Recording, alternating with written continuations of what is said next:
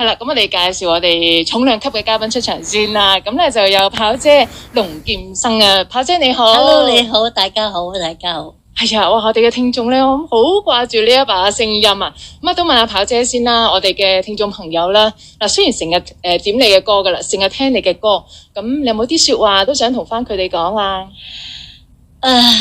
係啦，首先我真係好多謝嗰啲觀眾朋友咯。咁多年嚟不離不棄咁樣支持我哋，咁係咯。如果唔係有佢哋嘅支持咧，我相信我都唔會喺舞台上面到今時今日嘅。所以喺呢度特別多謝，因為先幾日我先撞到有啲朋友喺度講緊，佢哋話有啲話係74年由睇《三兆姻緣》電影開始，到而家今時今日，有啲就話由帝女花，即係遲一年啦，75年啦，嘉禾嗰個帝女花開始。咁講起上嚟都真係佢哋好長情，所以好感動，多謝。非常之真誠嘅對話，我諗我哋嘅聽眾朋友咧都好開心啊。係啊，咁啊，跑姐咧其實大概照我哋嘅計數咧，就闊別咗香港舞台大概都有6年噶啦。有冇6年咁耐啊？19年演出過咯。有冇邊個差唔多啦？係啦。咁今次再次即係嚟香港演出啦。咁其實最大嘅契機係咩咧？有咩事促使到你即係我又再嚟香港演出啦？其實呢啲嘢好，我都覺得好講緣分啦，或者又係天時地利人和啦。我諗係你知道啦，嗱，咁啱我呢個時候喺度，又咁啱撞着唔識大戲，喺呢個期間有台期，最難得嘅就係所有兄弟手足。佢喺呢個時期有時間，呢個好重要啦，係咪啊？你要湊齊咁多人，係咪啊？咁樣係好開心咯，咁我諗好重要咧，就係大家個緣分啦，即係呢個時間啦、空間、地點。咁啊，可以促成今次嘅合作。一開始咧，我哋就話我哋面前咧有11個人啦。咁我哋都要介紹下佢哋嘅。咁啊，除咗跑姐之外啦，有梁子琪啦，有子琪，大家好，係啦，有康哥梁偉康啦，有大家好，黎耀威啦，大家好，係有師姐盧麗詩，大家好，仲有傅樹旺，大家好，關海山，大家好，黃成斌，大家好，吳立希，大家好，陳丹彤，大家好，仲有沈百全嘅，大家好。哇，覺得自己好似點嘅名咁。唔係，而且咧，即係覺得呢度充滿青春氣息，呢個的確嘅嚇，真係好開心嘅。即係見到阿跑姐咧，今次翻嚟咧，同一眾嘅年輕演員咧，大家一齊演出咧，我諗唔係淨係觀眾開心啊，係咪大家都好開心咧？係啦，咁嗱唔少得啦，同阿跑姐傾咗幾句之後啦，咁都要問下子琪先嘅。咁子琪非常之年輕啦，一位嘅花旦啦。今次同跑姐合作，壓力大唔大先？當然係會有壓力嘅。咁因為大家都知道，即係跑姐係一位殿堂級嘅前輩啦。咁真係一個藝術能力非常之高嘅一位藝術家，咁而且佢都係好認真嘅，好嚴謹。咁而且我自己咧就舞台經驗尚淺啦，但係我同時知道其實觀眾係對於今次李後主呢個演出非常之期待，咁所以壓力就一定有嘅。嗱，咁今次李後主咧，你係擔演小周后嘅角色啦嚇。咁阿跑姐有冇點翻你2招咁啊？絕對係跑姐係真係好不厭其煩地提點我，同埋係陪我排練啦。咁而且喺排練過程之中同我分享咗好多譬如話俾我聽有啲咩不足啊，同埋亦都係提點咗我好多可以點樣更加好去演繹小周呢一個角色。所以我真係非常之感謝跑姐嘅提點同埋指點。係咁子琪你之前有冇做過呢套劇㗎？我只係做過1次，唔緊要，仲有好多機會啦。嗱，今次喺跑姐身上學到啲乜嘢咧？我覺得對我嚟講最重要嘅係佢真係一個藝術家嘅精神。因為即使呢套戲其實跑姐可能以前都已經演過好多次，但係佢仍然喺每一次排練之中咧，佢都係落足力嘅，而且係反覆雕琢每一句曲詞，佢都係研究得好透徹。咁對我嚟講係真係呢一種精神先至會雕琢到一件藝術品咯，即係對我嚟講，佢嘅演出係一件精品嚟嘅。咁所以我真係覺得呢一個精神係好值得我去學習，即係唔單止係今次演出，更加係往後每一次演出都係要每一次演出都係要落足全力，先至會係不斷咁樣進步咯。係，即係同前輩一齊可以同台演出咧，呢個機會即係好難得嘅呢個。咁我哋都期待住啦，子琪嘅演出啦。咁都問翻跑姐先，跑姐你上一次演李後主係幾時啊？你講係初演定係最後？最後係啦。最後我相信我休息前唔係91就92噶咯。哇，都有段時間30幾年，但係都冇乜點變喎，跑姐你 keep 得好好。係啊，係啊，哇！你個個都係咁講。你估初咩81年嗰陣時開始開山做呢套戲，我就好嬲自己，哎呀！太亂啦！我都唔知做唔做到李後主呢個人物。今時今日我又覺得我太老啦咁啊！係咯，係咁點解今次翻嚟香港咧會揀李後主做咧？其實李後主呢套戲咧，好多觀眾朋友都曾經提出過話，我哋想睇李後主啊。不過唔止李後主啊，佢仲想睇《紅樓夢》添。咁你知道啊，《紅樓夢》我相信我唔可以做啦啩，賈寶玉10零歲係咪啊？點會係咯？咁樣就咁佢哋話李後主啲歌又好聽，啲衫又好靚，咁我話做咗李後主先啦。咁啊，期待《紅樓夢》啦嚇，我哋先啦。咁即係之後有可能會繼續，大家期待。係啦，咁要問下漢哥啦。嗱，今次有呢個演出咧，唔識大戲啊，非常之關鍵。當初點解可以成功揾到跑姐可以出山嚟同大家演出咧？因為跑姐錫我哋咯。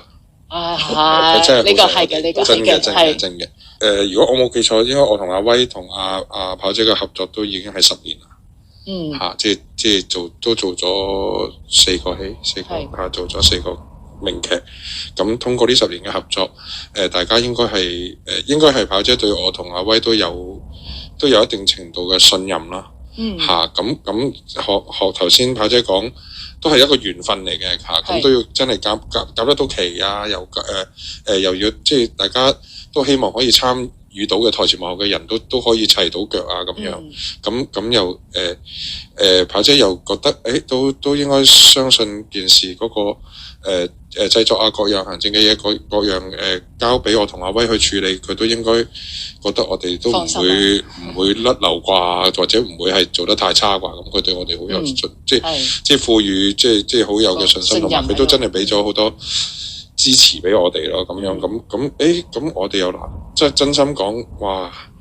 即係王者榮耀嚟噶嘛，可以請到跑姐做嚟，當然啦。係啊，咁好開心咯。係啊，咁而家都開始都踏入都緊密嘅排練嘅時間啦。咁都希望大家同心合力，咁希望可以將最好嘅狀態或者最好嘅質素呈現俾觀眾，亦都交最好嘅功課俾跑姐。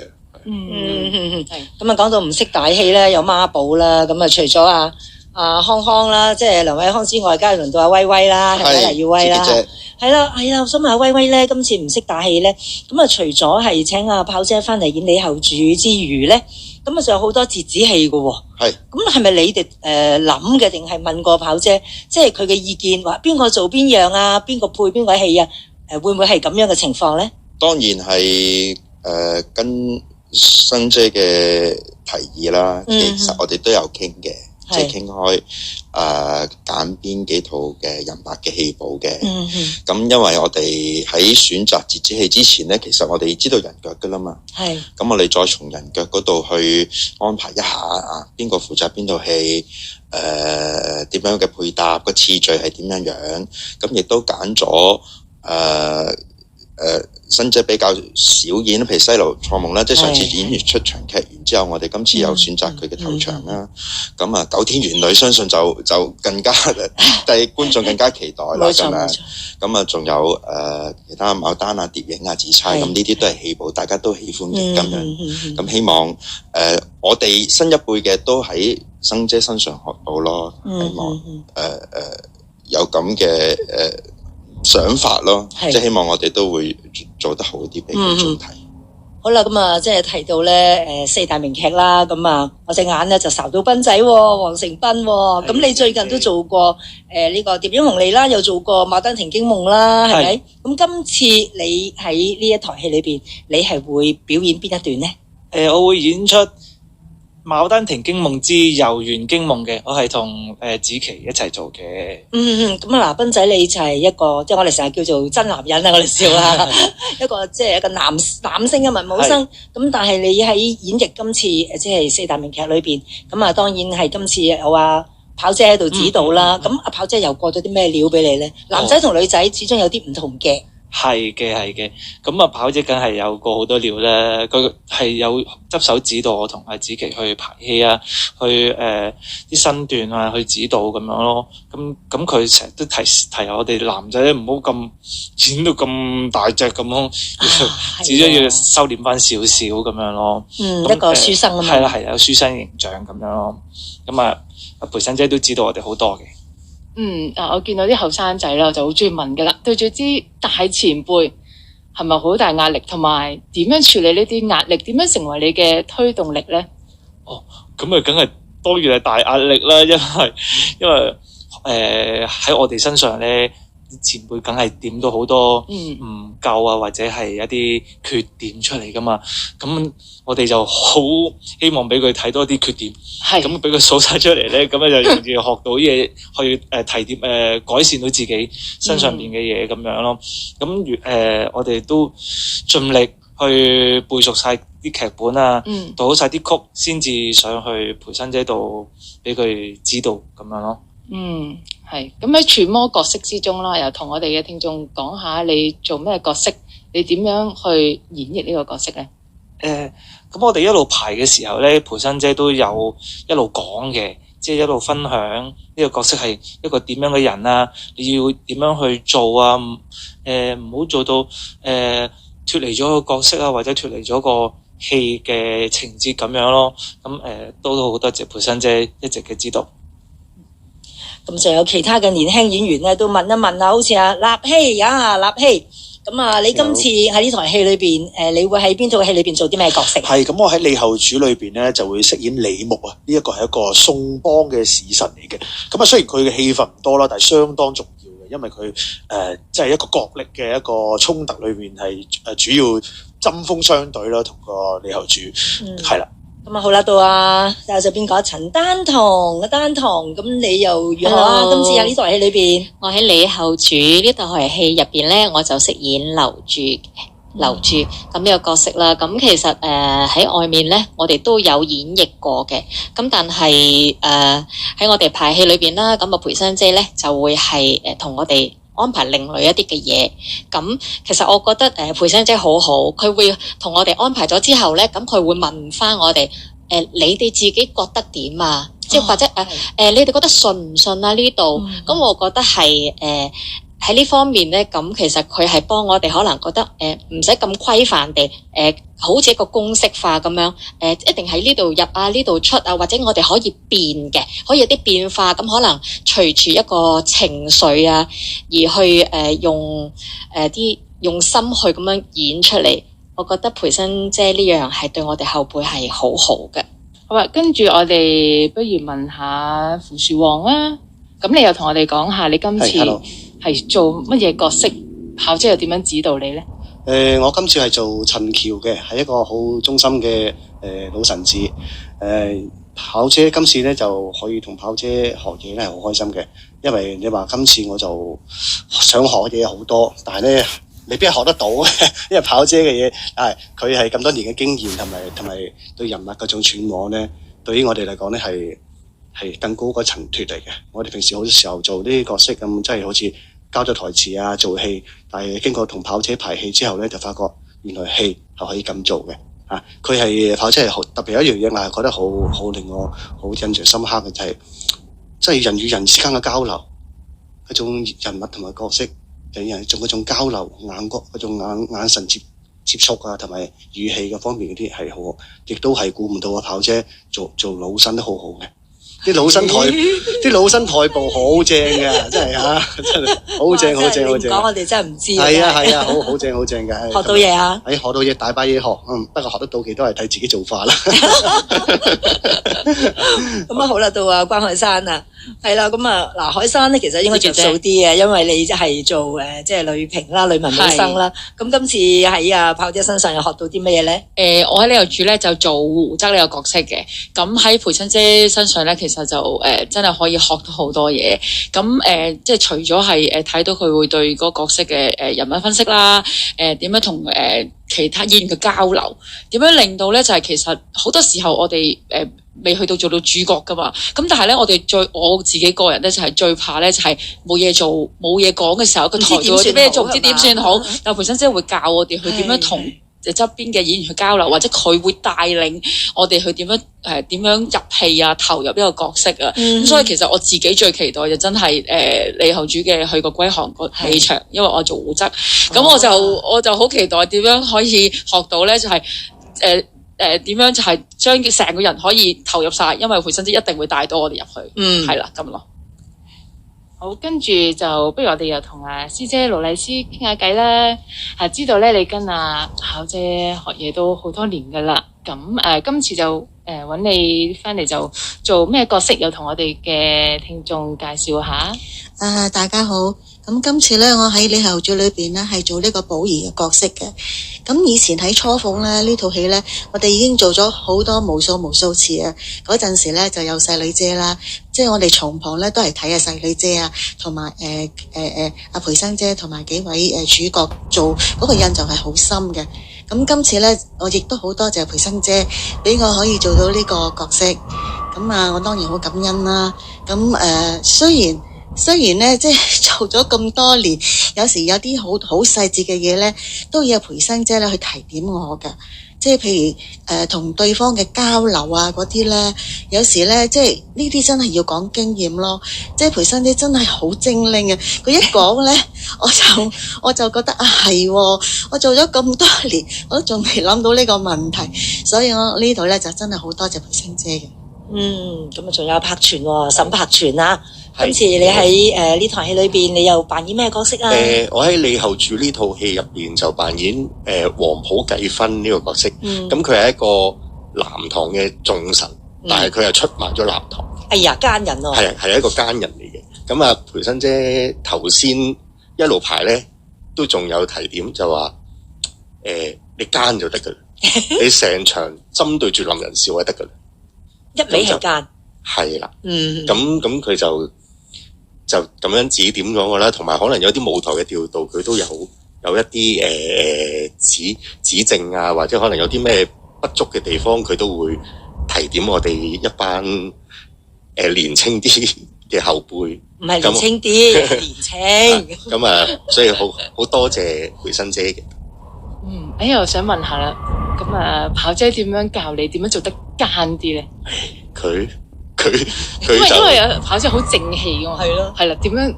其實跑姐好百變㗎，佢係啊，佢好多方面嘅角色或者性格，佢都可以即係表達到出嚟。佢示範俾你睇係嘛？都有嘅。我又想問下子琪啦，咁跑姐咧一向咧喺舞台上邊咧，即係佢嘅眼神啊係好迷人嘅。咁你同佢排戲嘅時間，有冇俾佢電到咧？當然有啦，電成點先？因為其實有好多對手戲咧，都係講述就係其實小周對主上係情深一片嘅，咁所以其實佢自自然然咧，佢對眼咧係離唔開主上嘅，即係主上行到去邊度咧，佢都係望住主上，因為又好擔心佢，因為佢知道主上好擔心個國家面臨嘅危難，所以其實佢對眼係基本上係唔會離開主上。咁而且培生姐都經常有提點我啦，譬如話你點樣係可以做到嗰個人物出嚟咧？你其實係要好透徹地去理解嗰個曲詞，然後再正如你哋啱啱所講，就係透過眼神啊、做手啊、身段去表達嗰個人物。咁所以其實眼睛係好重要咯，即係你透過你對眼，你望住主上，你懇切地係去勉勵佢或者去安慰佢。咁呢個其實都係透過眼神嘅交流係可以做得到嘅。所以係即係會冧到嘅。我見到你個樣，我而家都知道好冧啦，真係。嗱喺都排咗一段時間啦，咁暫時嚟講，有冇啲咩難忘嘅片段可以同我哋分享下咧？難忘嘅片段就係呢個係又係非常之多謝培生姐嘅，就係因為我頭先都講過，其實呢個戲我只係演過一次，咁變咗其實好多位我都知道係有好多我自己嘅經驗上面嘅不足啦，好戰亂，好不足。咁難忘嘅位就係培生姐真係唔會怕辛苦，同一個動作、同一個走位、同一段口白，佢可能可以陪伴我去排10幾次啦。其實可能唔知會唔會悶親培生姐，係呢個係真係好感動嘅，因為佢真係不辭勞苦，同埋明明佢自己已經咁熟啦，佢已經演過咁多次，但係佢都願意真係10幾20次咁樣去陪我去改良咯。咁所以係非常之感恩，亦都係好辛苦佢啦。係，好啦，咁我哋同即係咁多年輕嘅演員都傾過偈啦，咁都要問翻炮姐先。咁啊，炮姐，咁你今次同咁多年輕嘅演員去合作咗一段時間，咁啊傳承啦，即係我哋而家成日粵劇都要講傳承，講咗都好耐啦。你覺得粵劇傳承最關鍵嘅係乜嘢咧？其實咧，我好開心。同一班咁年輕嘅演員一齊做嘅，因為佢哋對粵劇咧就非常之有熱誠嚇，個個好用心、好努力、好認真咁去做嘅。咁樣講到傳承咧，來勇待人嘅事嚟噶嘛，係咪啊？一個我傳咗啦，要有人跟住去成咁先得啊嘛。你問下佢哋呢班後生仔 ，OK 咯。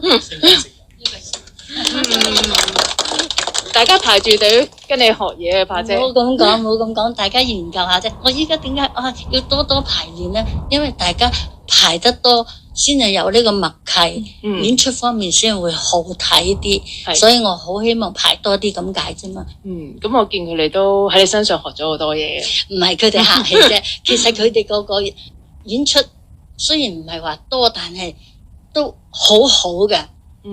我睇佢哋嘅演期咧都好密嘅，所以佢哋應該舞台經驗都 OK 嘅，好好哇！呢句說話，不過佢哋係客氣嘅。係啦，咁演完今次之後咧，想問問阿炮姐會唔會繼續做粵劇嘅傳承工作咧？如果有用到我嘅，我一定係去做，我能力做到嘅我就會做咯，係咪啊？咁難得，如果有人肯願意去學嘅就係咪啊？嗱，舉手啦，舉手啦，舉手舉腳添啊！位啊嚇！好，最後都要問翻威仔先。咁啊，今次嗰個演出日期、地點、時間，同埋到時有啲乜嘢折子戲睇嘅咧？好啦，大家就要留意啦！我哋龍劍生李後主嘅演出咧係分2個演期嘅。第一個演期咧係2026年1月1號至5號，星期4至星期1，喺西九文化區嘅戲曲中心大劇院。大家要留意喎，我哋係開下午2點45分嘅，係開下午2點45分嘅。另外一個演期咧就係2026年嘅2月10日至14日，星期2至星期6都係上演李後主嘅，同樣都係喺戲曲中心大劇院下午2時45分開始。咁另外2月15號星期日嘅折子戲專場咧，生藝光輝詠雙傳咧，亦都係開下晝嘅2點45分。咁至於折子戲演出嘅內容咧，就分別係有西樓錯夢之並誤啦，係生姐飾演余叔夜，梁子琪飾演穆素輝。另外有紫釵記之吞釵拒婚，係由我飾演李益，梁偉康咧就飾演盧太尉嘅。另外就係牡丹亭驚夢之遊園驚夢，就係黃成斌同埋梁子琪負責演出。另外一套咧就係生姐擔演嘅蝶影紅梨記之詠離，亦都係由梁子琪飾演謝素秋。另外啦，帝女花之迎鳳就係我同子琪去飾演周世顯同長平公主。最後一套啦，亦都係相信觀眾最期待嘅一套啦，《九天玄女之天女於歸》，就係生姐龍劍生飾演艾敬樂，梁子琪飾演冷雙禪，咁其餘嘅角色咧都係由我哋嘅演員咧去分擔演出嘅。今次咧非常之難得啦，亦都好開心啦，同炮姐可以傾到偈啦，咁啊亦都見到佢哋頭先排練嘅過程啦，都相當之開心啊！咁啊，今日好多謝大家能夠即係共聚一堂，咁啊完成呢個咁圓滿嘅訪問，多謝你，多謝咁多位演員，多謝唔識大戲。